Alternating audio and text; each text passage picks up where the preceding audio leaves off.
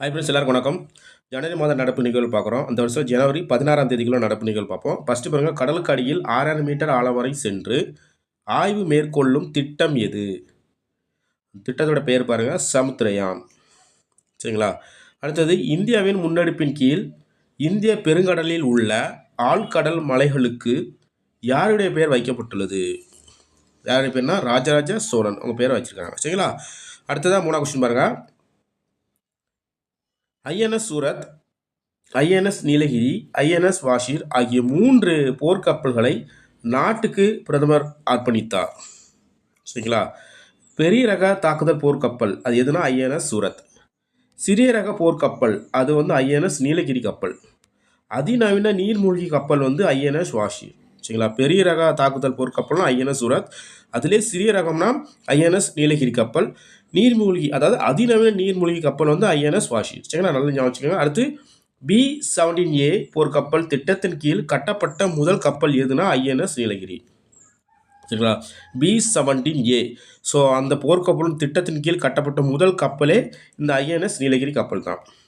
சரிங்களா?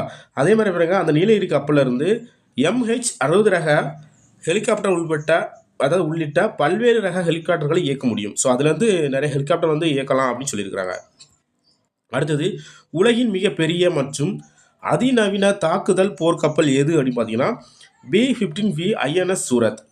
சரிங்களா? உலகின் மிகப்பெரிய மற்றும் அதிநவீன தாக்குதல் போர்க்கப்பல், பெரிய ரக தாக்குதல் போர்க்கப்பல் அது வந்து B-15B ஐஎன்எஸ் சூரத். சரிங்களா?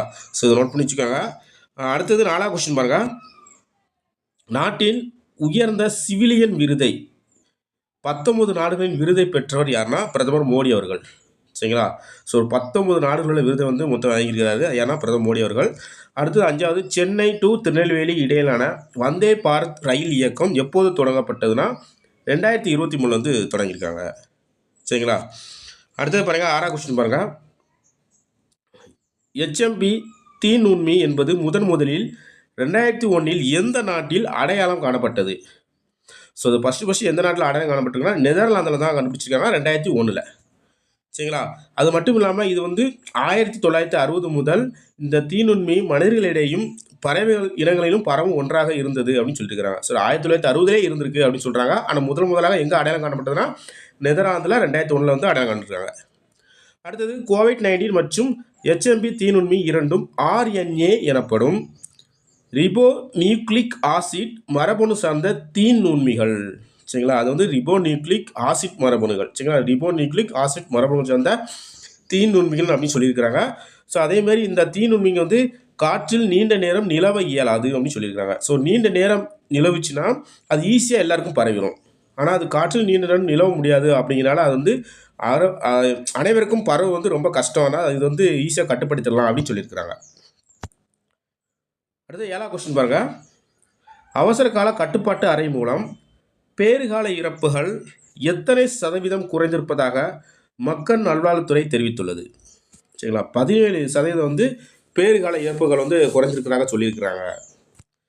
கடந்த 1949ஆம் ஆண்டில் இந்தியாவின் முதல் தலைமை தளபதி யார்? தலைமை தளபதி யாருன்னா KM கரியப்பா. சரிங்களா? ஸோ அவங்களோட பிறந்தநாள் ஜனவரி 15. அதை தான் ஆண்டுதோறும் இராணுவ தினமாக வந்து அனுசரிக்கப்பட்டு வருகிறது. சரிங்களா? அடுத்த கொஸ்டின் பாருங்க, 9ஆம் கொஸ்டின். தமிழகம் மற்றும் காசி இடையிலான வரலாற்று ரீதியிலான தொடர்புகளை கொண்டாடும் வகையில் முதல் முறையாக காசி தமிழ் சங்கம் நிகழ்ச்சி 2022 நடைபெற்றது. சரிங்களா? ஃபஸ்ட்டு 2002 நடைபெற்றிருக்கு. அதுக்கப்புறமா 2ஆம் ஆண்டு காசி தமிழ் சங்கம் எப்போனா 2023 நடந்திருக்கு. அடுத்தது வந்து பார்த்தீங்கன்னா 3ஆம் ஆண்டு காசி தமிழ் சங்கம் வந்து எப்போ தொடங்கப்பட இருக்குன்னா 2025 பிப்ரவரி 15 முதல் 24 வரை நடைபெறும் அப்படின்னு யார் சொல்லியிருக்காங்கன்னா மத்திய அமைச்சர் தர்மேந்திர பிரதானை வந்து அறிவித்திருக்கிறாங்க. சரிங்களா? காசி தமிழ் சங்கம் நிகழ்ச்சி 2022 ஃபஸ்ட்டு நடந்திருக்கு. 2023 செகண்டு, 2025 தேர்டு நடக்க போகுதுன்னு சொல்லியிருக்கிறாங்க. சரிங்களா? அடுத்தது பார்த்தீங்கன்னா 10ஆம் கொஸ்டின். ஜனவரியை தமிழ் மொழி மற்றும் பாரம்பரிய மாதமாக அறிவிக்க எந்த நாட்டில் நாடாளுமன்றத்தில் தீர்மானம் இயற்றப்பட்டது? ஸோ எந்த நாடுன்னு பார்த்தீங்கன்னா அது வந்து அமெரிக்கா. இந்திய வம்சாவளியை சேர்ந்த அமெரிக்க MP ராஜா தலைமையில் 15 MPக்கள் வந்து இதை கொண்டு வந்திருக்கிறாங்க அப்படின்னு சொல்லியிருக்காங்க. சரிங்களா? யார் தலைமையில்னா MP ராஜா அவர்கள் தலைமையில். அடுத்து பாருங்க, மலையாள இசையமைப்பாளர் கைதப்புரம் தாமோதரன் நம்பூதிரிக்கு எந்த விருது வழங்கப்பட்டனா ஹரிவராசனம் விருது. சரிங்களா, ஹரிவராசனம் விருது யாருக்குன்னா தாமோதரன் நம்பூதிரிக்கு வழங்கப்பட்டது. அடுத்து பாருங்கள், 2024 ஆண்டுக்கான அண்ணா விருது மூத்த அரசியல் தலைவர் யார் அப்படின்னு பார்த்தீங்கன்னா எல் கணேசனுக்கு வழங்கப்பட்டது. சரிங்களா, அண்ணா விருது யாருக்கு வழங்கப்பட்டதுன்னா எல் கணேசனுக்கு தான் வழங்கப்பட்டிருக்கு. அடுத்தது பாருங்கள், 13 கொஸ்டின் பாருங்கள். திருவிக்கவிலிருந்து அதாவது திருவிக்க விருது ஜிஆர் ரவீந்திரநாத்துக்கு வழங்கப்பட்டது. சரிங்களா, திருவிக்க விருது யாருக்கு வழங்கிருக்காங்கன்னா ரவீந்திரநாத்துக்கு வந்து வழங்கியிருக்கிறாங்க. எந்த நாட்டில் அரசமைப்பு சட்டத்தில் உள்ள 3 அடிப்படை கொள்கையில் இருந்து மதசார்பின்மை, சோசியலிசம், சரிங்களா, மதசார்பின்மை, சோசியலிசம், ஜனநாயகம், இந்த மூன்று வார்த்தைகள் வந்து இருந்துச்சு. ஸோ இந்த இதில் வந்து மதசார்பின்மை, சோசியலிசம் ஆகிய வார்த்தைகள் நீக்கப்பட வேண்டும் என சீர்திருத்த குழு வந்து பரிந்துரைக்கிறாங்க. அது எந்த நாடு அப்படின்னு பார்த்தீங்கன்னா வங்கதேசம். சரிங்களா, வங்கதேசம் மொத்தம் 3 அரசமைப்பு சட்டத்தில் 3 அடிப்படை கொள்கை இருக்குது. மத சார்பின்மை, சோசியலிசம், ஜனநாயகம். அதில் மத சார்பின்மையும் சோசியலிசமும் நீக்கணும் அப்படின்னு ஒரு குழு வந்து பரிந்துரைத்திருக்காங்க. இதில் வந்து ஜனநாயகம் மட்டும் அதில் வந்து இருக்கலாம் அப்படின்னு சொல்லியிருக்கிறாங்க. சரிங்களா, ஸோ 16 கரண்ட் அஃபேர்ஸ் அவ்வளோதான். தேங்க்யூ.